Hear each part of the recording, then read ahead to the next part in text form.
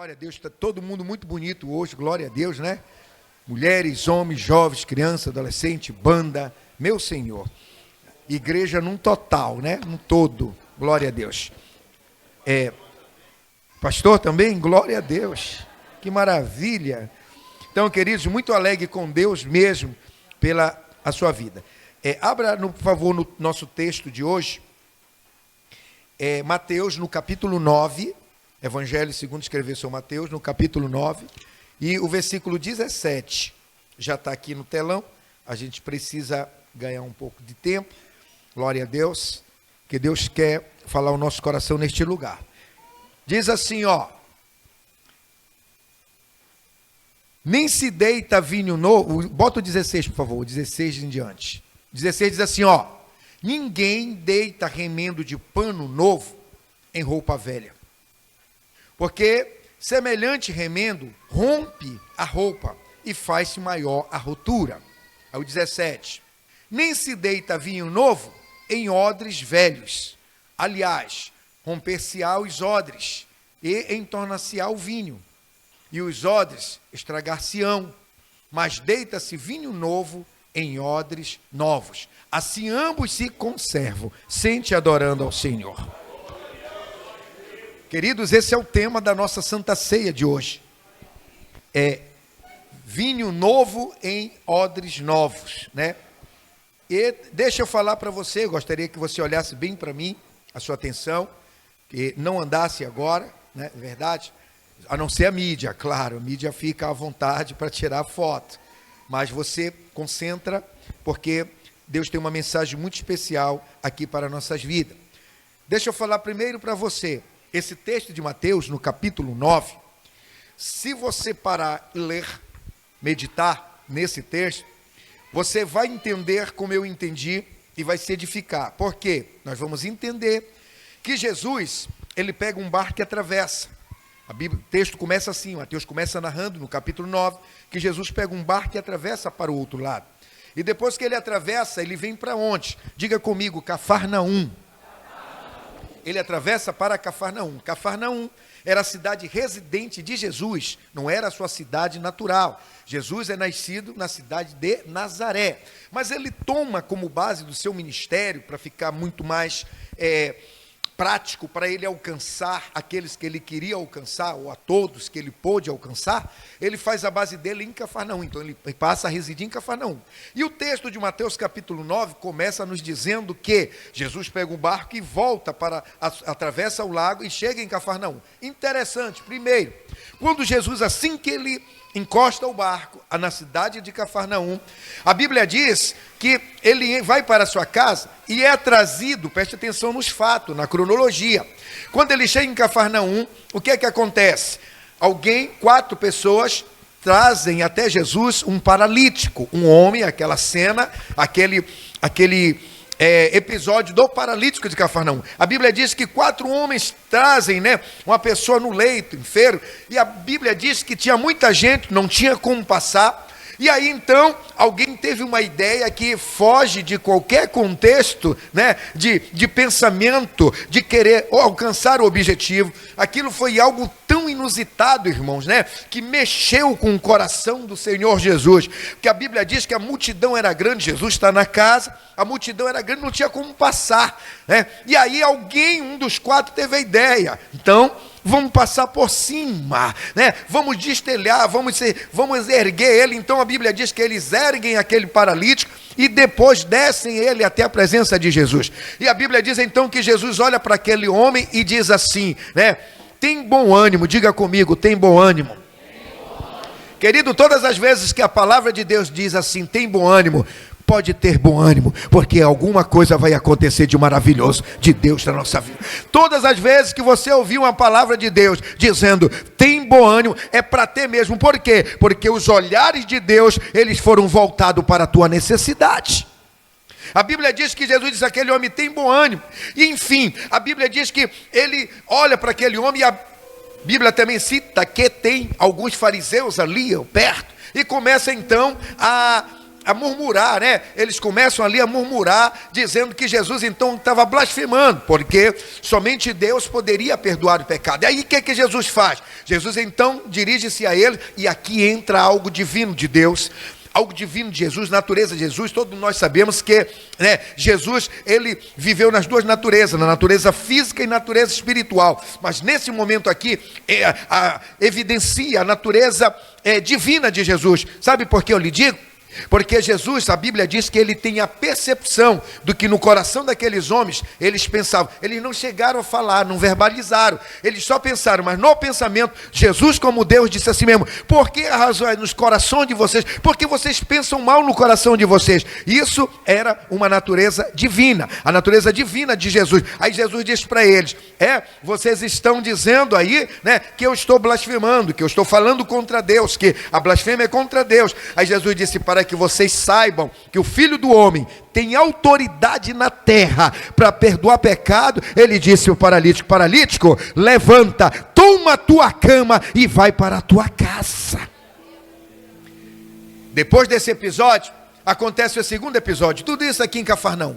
Estou falando para você a cronologia para nós chegarmos no ensinamento que Jesus nos deu através desse texto que nós estamos ministrando na Santa Ceia. Depois desse episódio, é interessante, Jesus sai daquele local e fez um milagre. Muitos se alegraram. A Bíblia, sabe que eu prestei atenção hoje, lendo esse texto? Que interessante, que aquele paralítico fez exatamente o que Jesus falou para ele. A Bíblia diz, Jesus disse a ele: levanta, pega teu leito. Jesus não mandou ele ir para o templo, dessa vez. Jesus não mandou ele ir para a praça. Jesus não mandou ele se manifestar publicamente, não. Jesus disse para ele: pega o teu leito e vai para a tua casa. Interessante, e a Bíblia diz que o paralítico levanta, toma o leito e foi para a casa dele. Todas as vezes que Jesus faz um milagre na nossa vida, nós precisamos entender, né, o que ele fez e a ordem que ele nos dá, consequentemente do que ele operou na nossa vida. Quando a gente entende assim, a bênção é completa sobre nós. O que é que o Senhor tem falado ao nosso coração? O Senhor tem te livrado, tem te libertado, tem te abençoado. Então entende o resto do projeto de Deus. Jesus disse para ele: eu não sei se aquele paralítico, se não fosse, o que aconteceria. Uma coisa eu sei, ele obedeceu, e a Bíblia fala que ele foi alegre para a casa dele, aleluia, curado, recebeu o milagre do Senhor, nosso Jesus. Aí depois desse episódio, a Bíblia diz que Jesus sai de lá, ainda em Cafarnaum, e acontece outro episódio. Qual é o outro episódio? A Bíblia diz que Jesus, ele come com os pecadores, algo que também torna-se um escândalo para aqueles religiosos da época. A Bíblia diz que ele senta com publicanos e pecadores. Sentou na mesa, vamos comer, porque havia uma distinção, né? Para aqueles religiosos, eles achavam que quem não vivia dentro da tradição, daquela religiosidade em que o judaísmo pregava, era pecador, né? Eram pessoas que não eram dignas, né, nem de se assentar com ele, principalmente tocar ou conversar. E aí, irmão, fica pior então quando se assenta para ter essa comunhão no momento de refeição, de ceia. E aí a Bíblia diz que Jesus então, ele senta. Você está vendo como que Jesus é? Ele quebra esse paradigma, ele veio, irmão, na contramão. A Bíblia diz que ele senta, e tem mais, ele senta com os publicanos e pecadores, dois tipos de pessoas que eram muito odiados pela sociedade, os publicanos e os pecadores considerados em si. Mas a Bíblia diz que ele senta lá e come. E quando ele senta e come, aí há uma grande murmuração novamente. Você está entendendo o que eu estou falando? Olha quanto Jesus era, aleluia, criticado. Vá pegando a palavra aí, vá se espelhando, vá entendendo o quanto Jesus era criticado. Enquanto ele pregava, enquanto ele curava, enquanto ele ministrava, enquanto ele ensinava, haviam críticas para Jesus. E a Bíblia diz aqui que houve novamente uma crítica, porque ele estava assentado com publicanos e pecadores. Mas a Bíblia diz que Jesus dá uma explicação a eles. Eles perguntam. Eles não tiveram coragem de perguntar a Jesus. Eles perguntam aos discípulos de Jesus. Perguntaram: por que o vosso mestre come com publicanos e pecadores? Mas Jesus então tem a percepção da pergunta e Jesus responde. Jesus então diz a eles: ide e aprendei, né? Aleluia. Vocês devem aprender o que é que eu vim para os que estão doentes e não para os que estão sãos. Eu não vim para aqueles que estão bom, eu vim para aqueles que estão com problema. Para quantos Jesus veio aqui, diga glória a Deus neste lugar. Jesus disse: eu não vim para os sãos, eu não vim para aqueles que não têm nenhum problema, não. Eu vim para aqueles doentes espirituais, aqueles de coração dilacerado, aqueles que estão oprimidos, aqueles que estão doentes, física, espiritualmente, emocionalmente. Para esse eu vim, aleluia. Aqueles que estão acorrentados, aleluia. Para esse eu vim. Agora, aqueles que não têm, aleluia, essa necessidade, eu não vim para esse. Jesus disse: então vão e aprendam o que se quer dizer. Depois desse episódio, né, tem um terceiro episódio, que é justamente quando Jesus agora é questionado pelos discípulos de João Batista. Tudo isso acontece em Cafarnaum. Mateus relata isso no capítulo 9.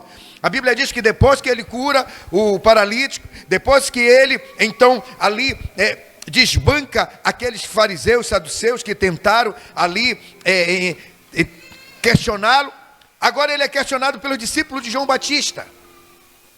E eles perguntam a Jesus: mestre, é interessante essa pergunta, porque eles dizem para Jesus: mestre, os teus discípulos, eles jejuam menos do que nós, que somos discípulos de João. Por que nós jejuamos mais? Eles fazem a pergunta, e Jesus então começa a usar algumas metáforas, algumas parábolas, para que eles pudessem entender. Aí Jesus disse para eles: olha, o noivo estando na casa, né, ninguém jejua, muito pelo contrário, todo mundo se alegra. Agora, quando o noivo é tirado, aí precisarão jejuar, porque haverá tristeza, haverá então ausência, e nessa ausência vocês precisarão se refugiar em oração, jejum, mas por enquanto o noivo está, então não precisa. E aí Jesus aproveita e passa um ensinamento que é justamente o texto da nossa Santa Ceia. Queridos, o texto diz que Jesus falou assim: não se pode botar remendo de pano novo em tecido velho, e não se pode botar vinho novo em odre velho. Deixa eu te falar um detalhe. Tratando-se de Jesus, você olha para esse texto e pensa que é uma palavra simples, mas tratando-se de Jesus, isso passa a ser uma palavra muito profunda, um ensinamento que vai muito além de poucas palavras. Tratando-se de Jesus falando, nós vamos ter uma percepção, aleluia, do que não somente são palavras, mas é algo muito mais profundo do que a gente imagina. Para que nós possamos entender o que ele quis dizer em colocar vinho novo em odre velho, que não pode haver associação daquilo que é novo com aquilo que é velho, pelo sinal, por consequência, né, dessa associação do velho com o novo, nesse caso, o prejuízo é muito grande, porque perde-se os dois, perde-se tanto o novo quanto o velho. É interessante você entender que o odre que ele está falando aqui, que era usado na época, era uma espécie de uma bilha, um depósito de água, que eles usavam em virtude das caminhadas no deserto. Usava-se de couro de cabra, fazia-se aquele depósito, né, para poder então caminhar. E o couro de cabra, irmãos, né, segundo a história mostra, ele sofria oscilação, ele sofria dilate. E o que é que acontece? Quando se botava o vinho dentro dele, o vinho fermenta, devido ao calor, temperatura, o vinho fermenta. E quando o vinho fermenta, ele oferecia uma pressão sobre aquele odre, que eles chamavam odre. Então, com a pressão, aquele odre esticava.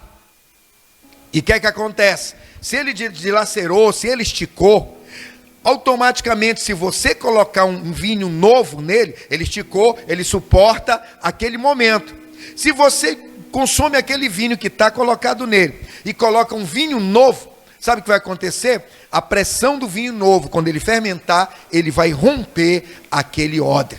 Porque a pele, ela já esticou o máximo que poderia esticar. Então, por isso que Jesus pega essa alegoria, Jesus pega essa parábola e traz um ensinamento muito importante, muito profundo para os seus discípulos e para poder chegar até nós. O que é que ele quis dizer com isso? Ele quis ensinar aos seus discípulos, né, com relação às coisas novas. Ele disse: nunca se pode botar o vinho novo dentro de um odre velho. Por quê? Porque a pressão, quando fermentar, ele vai estourar o odre. E aí, perde-se os dois. Perde-se o odre e perde-se o vinho. O que Jesus quis dizer, pastor? Resuma tudo isso. Eu vou resumir para você. Jesus, quando ele se apresenta a todos aqueles que vêm a ele com fome, com sede, eu amo muito aquele versículo de Mateus 11:28, que ele diz, ele brada e diz: quem tem fome e sede, venha a mim. E ele diz: todo aquele que vem a mim, carregue o seu fardo, porque o meu jugo é leve, o meu fardo é suave. Então Jesus se apresenta muito além das regras. Jesus se apresenta, pregando a palavra, muito além dos rituais religiosos. Jesus se apresenta muito além de toda a circunstância da lei. Ele se apresenta maior. A Bíblia diz que ele disse mesmo, ele chegou e disse e é verdade. Ele disse: eis aqui quem é maior do que Moisés. Então Jesus, quando ele se apresenta pregando, ensinando, ele está dizendo que a religiosidade, os rituais, tudo aquilo que era ensinado na antiga aliança, no Antigo Testamento, ele é maior do que tudo aquilo. E que tudo aquilo que foi ensinado, aquilo está eliminado com a presença e com a graça que ele está trazendo. Ele está dizendo assim: ei, eu sou maior do que o ritual da lei.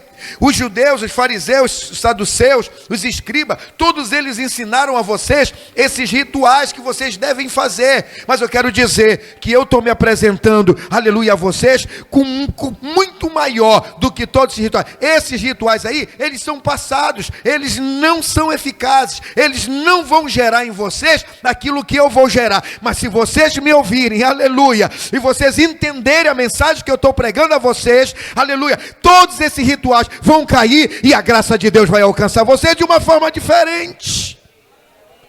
Diferente, como nunca se eu fosse você, eu me alegrava. Sabe por quê, querido? Aleluia. Porque até Jesus, a Bíblia diz, foi lei, foi rituais, foi, aleluia, toda uma manifestação de religiosidade judaica, tudo isso acontecia. Mas de Jesus para cá, a Bíblia diz, é a graça do Senhor sobre a nossa vida. Foi eliminado todo o ritual, foi eliminado todo o ritualismo religioso que a nada levava. Aí Jesus chega e traz o ensinamento, aleluia, diferente. E esse ensinamento diferente, quando atendido, quando vivido, é gerado na nossa vida uma vida nova.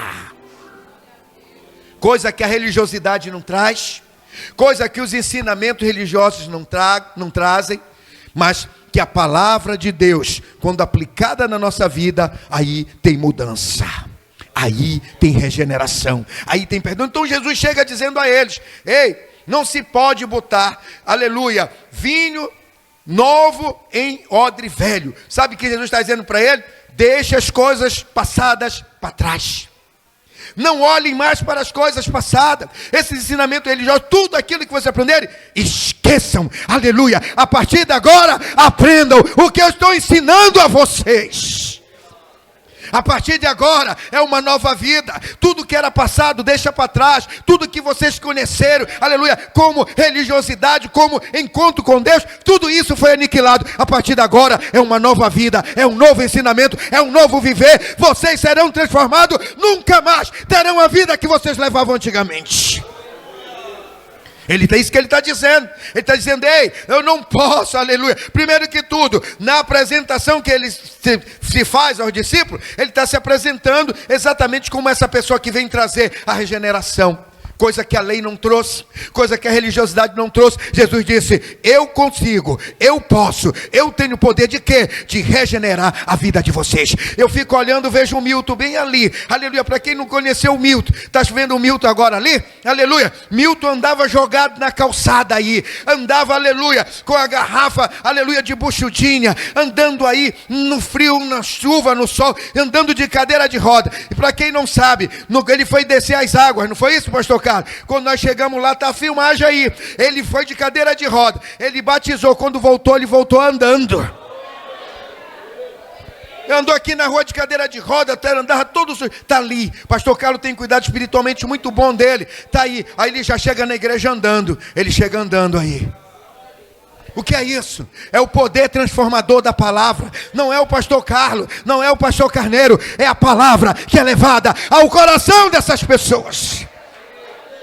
Então a palavra tem poder de regenerar. Eu olho daqui para você, você olha de lá para mim, e a gente então fica trocando olhares nesse sentido de dizer, aleluia, quem outrora diria que Jorge estaria cantando no coral de homens? Quem diria? Socorrinha não é Socorrinha, né?